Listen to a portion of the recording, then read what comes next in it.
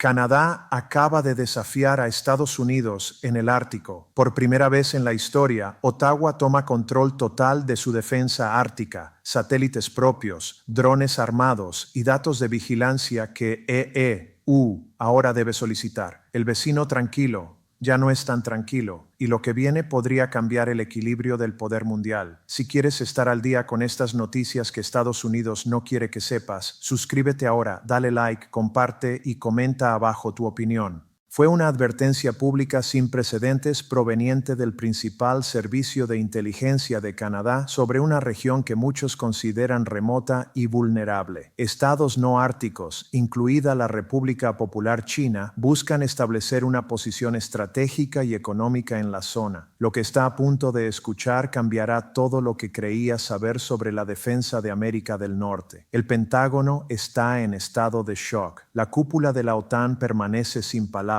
Y el presidente Trump ha perdido el control del Ártico. Durante décadas nos han contado una historia sobre cómo funciona la Alianza Occidental, que cuando Estados Unidos lidera, sus aliados siguen, que Canadá, nuestro vecino norteño tranquilo y educado, siempre responde cuando Washington llama, quizá con cierto retraso, quizá con menos recursos de los deseados, pero siempre responde. Esa narrativa acaba de morir. En enero de 2026, Canadá tomó una decisión militar estratégica tan audaz y sin precedentes que provocó ondas de choque en el Pentágono, en la sede de la OTAN en Bruselas y directamente en la oficina Oval. Esto no se trata únicamente de armamento ni de presupuestos de defensa. Se trata de un cambio fundamental en el equilibrio global del poder, para el cual Estados Unidos no estaba preparado. Y lo que lo hace aún más explosivo, las amenazas de Trump de anexar Canadá como el Estado 51 de la Unión Estadounidense han fracasado de manera espectacular. Bienvenidos al Ártico canadiense,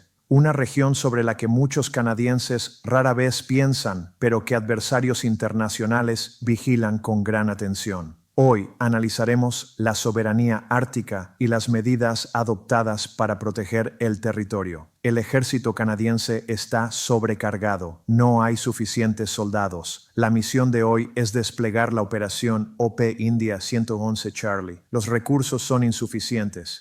Permítanme describir cómo se desarrolló todo en la sala de reuniones. Se trataba de una sesión de trabajo de la OTAN en Bruselas hace apenas unos días. Estas reuniones suelen ser previsibles y rutinarias. Los estadounidenses distribuyen un borrador de comunicado. Todos asienten. Los canadienses presentan disculpas por sus cifras presupuestarias, procedimiento estándar, pero esta vez fue diferente. La delegación estadounidense presentó una cláusula sobre el mando marítimo unificado en el Ártico, lenguaje legal que habría subordinado los nuevos activos de defensa ártica de Canadá al mando de la OTAN, lo que en la práctica equivale al control estadounidense en caso de crisis. Procedimiento estándar durante los últimos 70 años. Y entonces, la sala guardó silencio. El representante canadiense, no un político, sino un alto funcionario civil, afirmó con cortesía: Canadá no puede aceptar ese lenguaje. Los activos en cuestión permanecerán bajo mando nacional. El almirante estadounidense al frente de la discusión pidió aclaración, suponiendo un error de traducción. El canadiense repitió: mando nacional, sin delegación automática. Ese silencio fue el sonido del orden post-Segunda Guerra Mundial chocando contra un muro. Al recibir la alerta, el buque canadiense Warship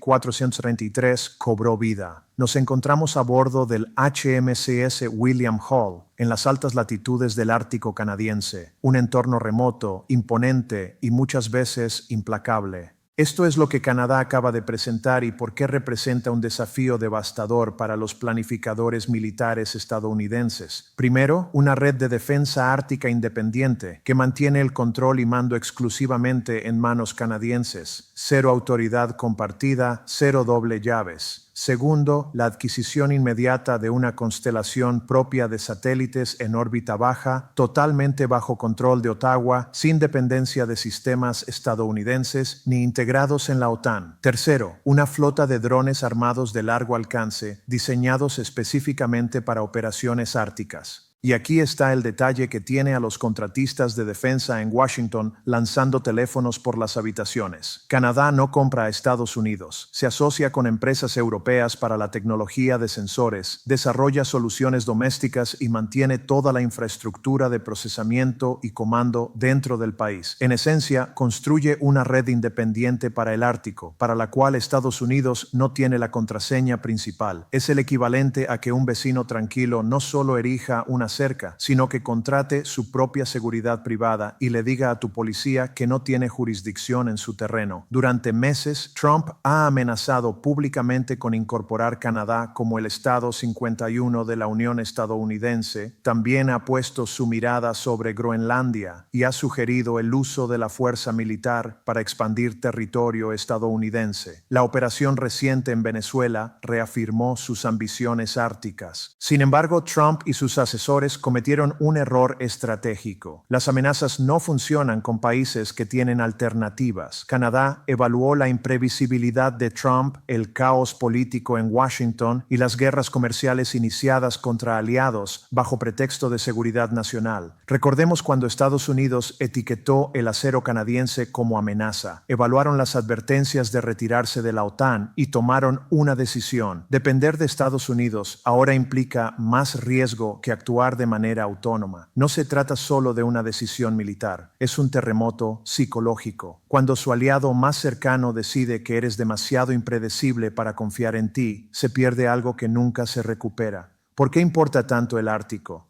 3 razones: recursos, rutas y poder. El Ártico se está descongelando. Con ello, se abren rutas marítimas por valor de billones de dólares y se descubren minerales raros, reservas de petróleo y gas natural capaces de abastecer a naciones durante siglos. Rusia ha militarizado su costa ártica durante la última década, renovando bases de la era soviética y desplegando misiles hipersónicos, además de contar con la mayor flota de rompehielos nucleares del mundo, 40 frente a los 2 envejecidos de Estados Unidos. China se autodenomina Estado cercano al Ártico, a pesar de estar a miles de kilómetros. Construye rompehielos, invierte en estaciones de investigación y reclama derechos de tránsito por el paso del noroeste y Estados Unidos. Hasta ahora asumíamos que Canadá sería un estacionamiento militar de EU, controlable desde Ottawa. Canadá dijo no. El conflicto sobre la propiedad del paso del noroeste ha estado latente durante décadas. Canadá sostiene que son aguas internas, parte de su territorio, que requieren permiso para transitar. Estados Unidos, por su parte, afirma que se trata de un estrecho internacional, lo que permitiría navegar sin autorización. Durante años se mantuvo un acuerdo de caballeros, EE-UU. Solicitaba permiso antes de enviar rompehielos. Canadá lo concedía y nunca se tuvo que cuestionar la legalidad. Pero el cambio climático ha derretido el hielo y en un entorno así, los acuerdos de apretón de manos ya no son suficientes. Se necesita poder real.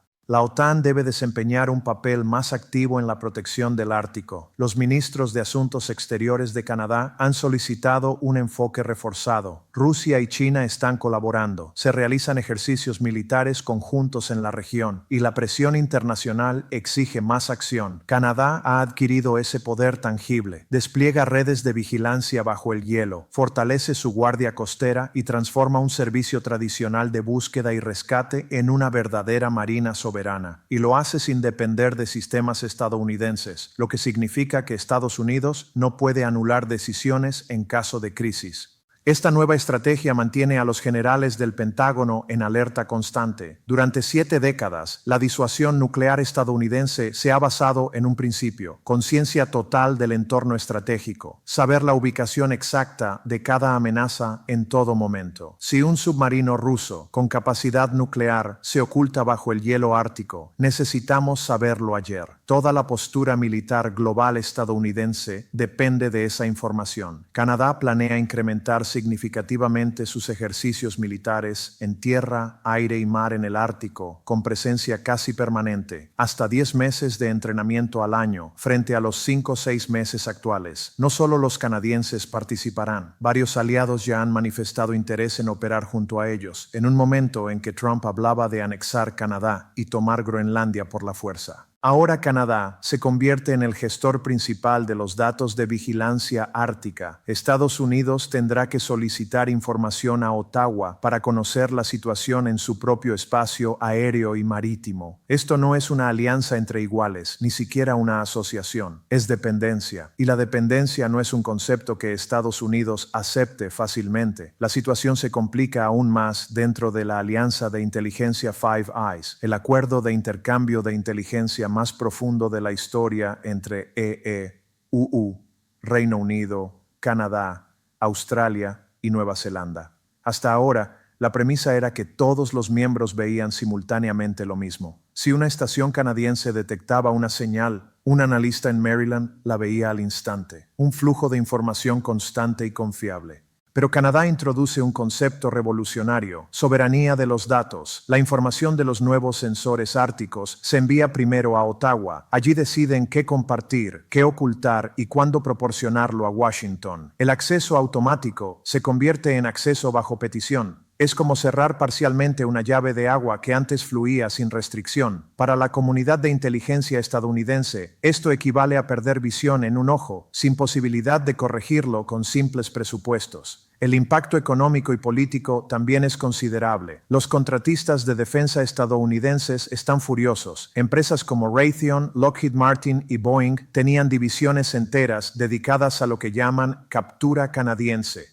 Miles de millones invertidos en lobby, conferencias en Ottawa, consultores canadienses, todo para asegurar que Canadá comprara tecnología estadounidense. Se consideraba un acuerdo seguro. En lugar de ello, Canadá se ha asociado con fabricantes europeos dispuestos a transferir propiedad intelectual. Construyen un ecosistema tecnológico propio, liberándose de la dependencia de proveedores estadounidenses. No se trata solo de contratos perdidos, sino de un cambio estructural en la relación. Estados Unidos observa cómo su cliente más confiable se marcha. Para comprender la magnitud histórica de este momento, retrocedamos a los años 50, la línea de alerta temprana del norte, DBU Line, una red de radares en el Ártico canadiense, destinada a detectar bombarderos soviéticos, un logro de ingeniería colosal, pero también una intrusión en la soberanía canadiense. Estados Unidos financió, construyó y operó estas instalaciones, con banderas estadounidenses y personal en suelo canadiense, bajo supervisión mínima de Ottawa.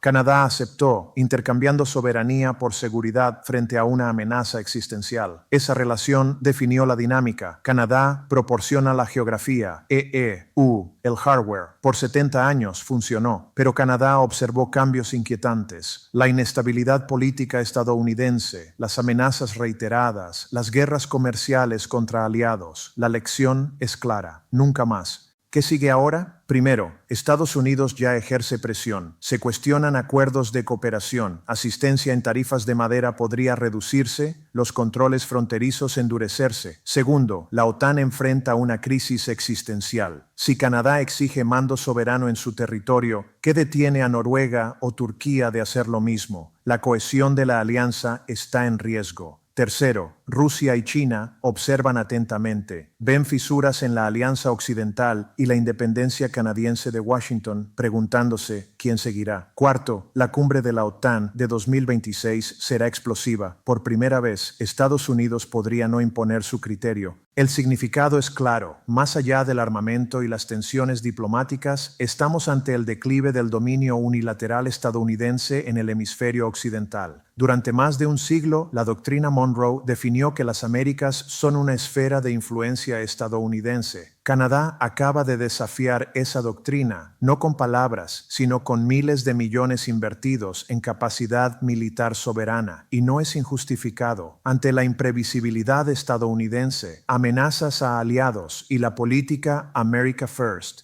la prudencia canadiense es lógica. Esto demuestra la consecuencia de tratar a los aliados como subordinados. Amenazas de anexión en lugar de asociaciones, visión de dominancia en lugar de cooperación. Trump aspiraba a convertir a Canadá en el Estado 51. En cambio, impulsó a Canadá a convertirse en una potencia militar verdaderamente independiente. El vecino tranquilo dejó de serlo, el socio confiable exigió igualdad, y la superpotencia que daba por sentada su lealtad está a punto de aprender que el respeto no se otorga, se gana. La historia apenas comienza. El Ártico se calienta, el hielo se derrite y la competencia por la cima del mundo se intensifica. La pregunta ya no es si Estados Unidos mantendrá control, sino cómo reaccionará ante un aliado que decide actuar con autonomía completa.